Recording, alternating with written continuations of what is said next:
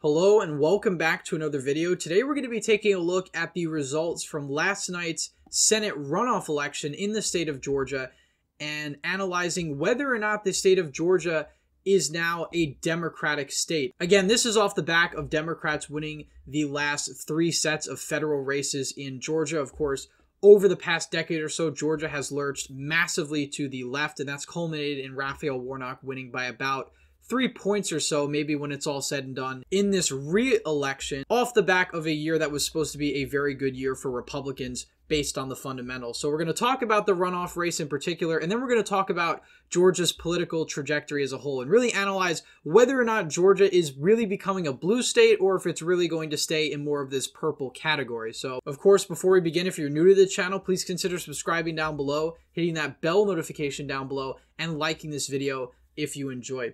So anyway, let's get straight into it. So Raphael Warnock winning this Senate runoff really doesn't surprise anybody. All of the polls had Raphael Warnock up, except maybe one. There was about 10 or so polls.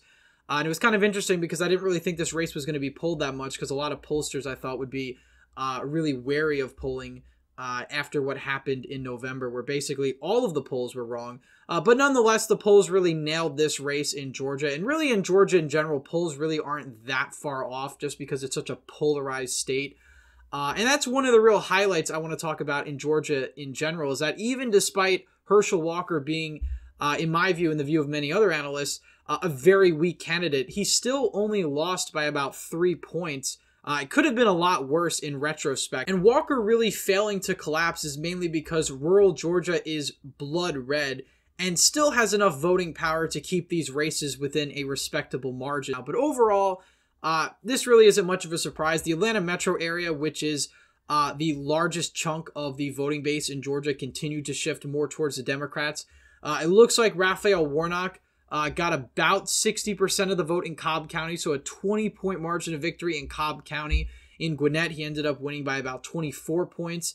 DeKalb, which of course is a super Democratic county, Herschel Walker only getting 13% of the vote. That's even worse than his November showing in round one, where I think he got about 14% of the vote. So, you know, Walker underperforming in most counties in Georgia, except some in the southeast, which is the area where he was from, where he played football, and then some areas of northern Georgia as well. But for most of the state, Raphael Warnock outperformed expectations, especially in the Atlanta area, but even in some red counties, Cherokee County, Forsyth County.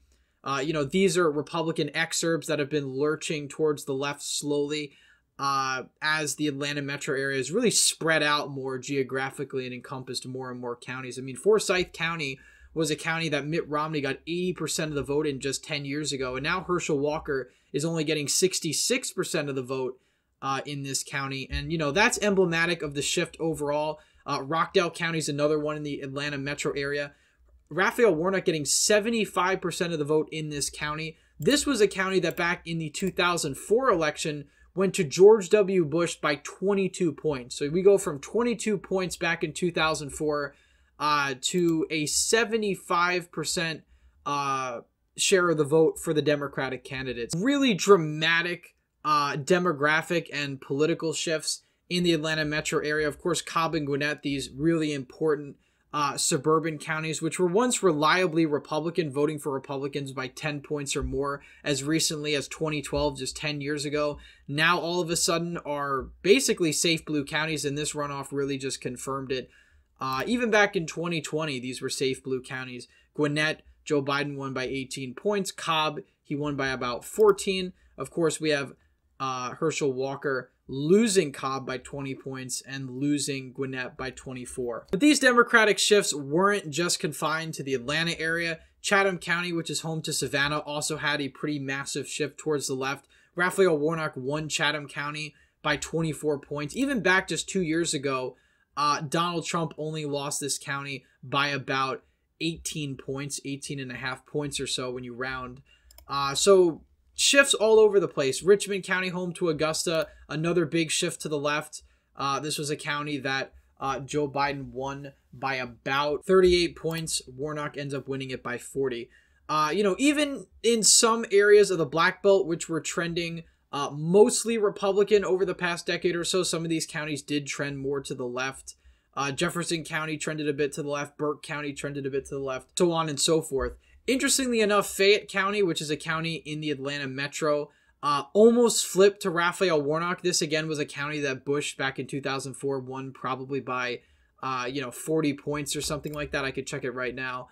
Yeah, basically 71-28 back in 2004. And even as recently as 2012, this was a county that Mitt Romney was winning by about 32 points. So now we go to a place where Fayette County basically is on the verge of flipping. At this rate, will probably flip in 2024 and go solidly Democratic, as have the other Atlanta metro counties. So at the end of this brief analysis of the results, it really poses the question as to whether or not Georgia is now a blue state. I mean, Democrats have won all of the federal races since 2020. Of course, the biggest exception are the statewide races, in which, of course, you had Brian Kemp and really the rest of the statewide slate performing very well. Brian Kemp won by about 7.5 points. That's around where Romney's margin was back in 2012. I think Romney won by about 8.3 or something like that. So pretty similar to Romney's margin overall. And what's interesting is that despite doing much worse than Romney in the metro area,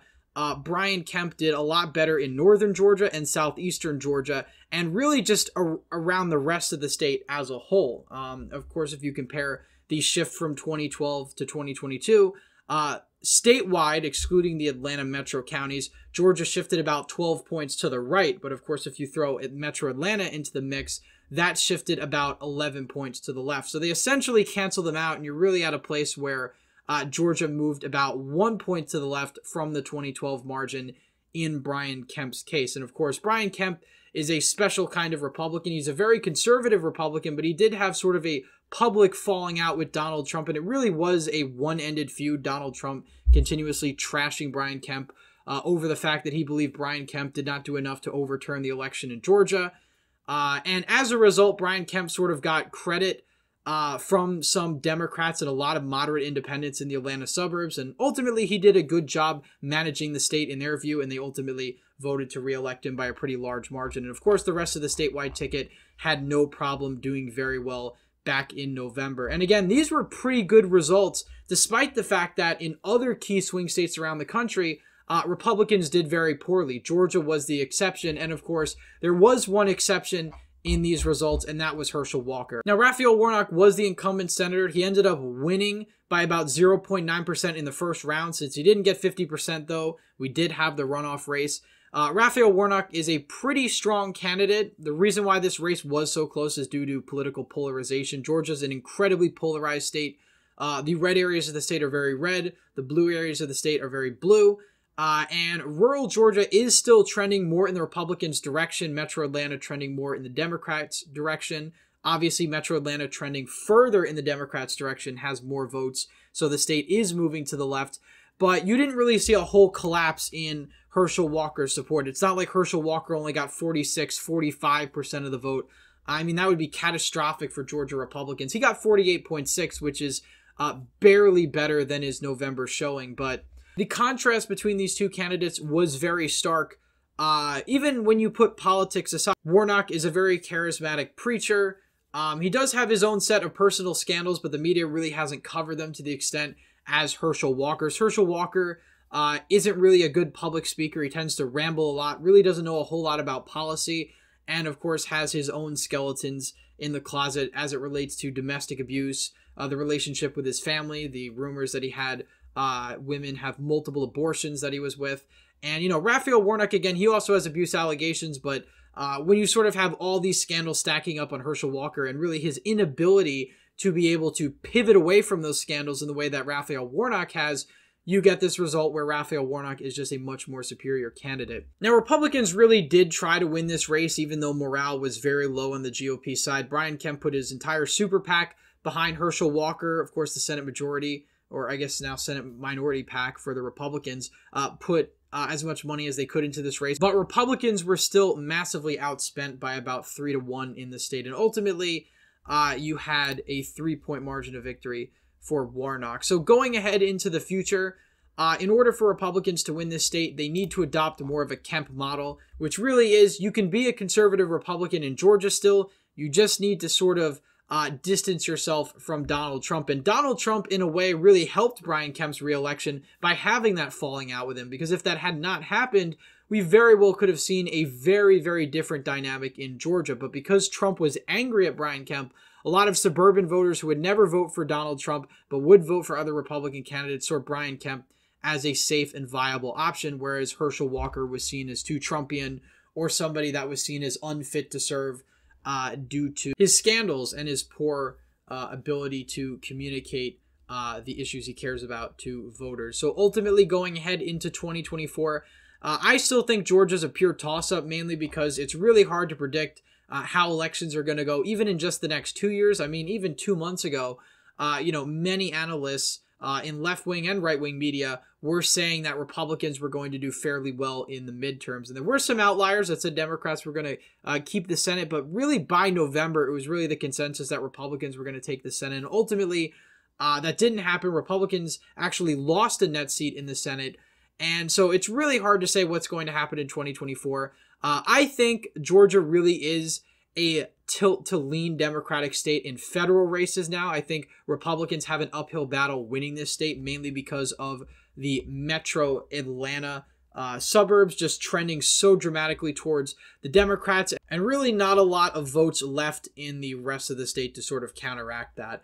In terms of statewide races, again, it's hard to say what 2026 is going to look like. Brian Kemp is obviously a very strong candidate, but he will be term limited in 2026, so it really will remain to be seen how Republicans tackle that 4 years from now. But I honestly think that Georgia is sort of a tilt to lean Democratic state in federal races, but ultimately this still is very much a purple state. And Brian Kemp proved that by winning by such a large margin and really bringing the rest of the statewide ticket up, and Republicans winning the popular vote in the House races by several points. And I believe all of these races were contested. So Democrats contested every one of these races, and I believe Republicans still won the popular vote by a few points there. So ultimately, Georgia is still that quintessential purple state. I think Democrats have a slight edge in federal races because they do have incumbents. Biden's very likely to run for re-election in 24 at this point, given the midterm results.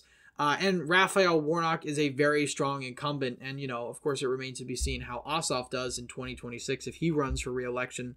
But so far, the future looks bright for the Georgia Democrats, since Metro Atlanta is trending very much in their favor, and Republican rural areas are shrinking over time, and their support in urban and suburban areas really is dropping pretty dramatically, as we saw by looking at some of those results earlier. So that's it for today's video. If you enjoyed, please leave a thumbs up down below. Subscribe to the channel if you haven't already. Hit the bell notification so you don't miss any more videos I put out. Thank you all for watching again, and I hope to see you in the next one.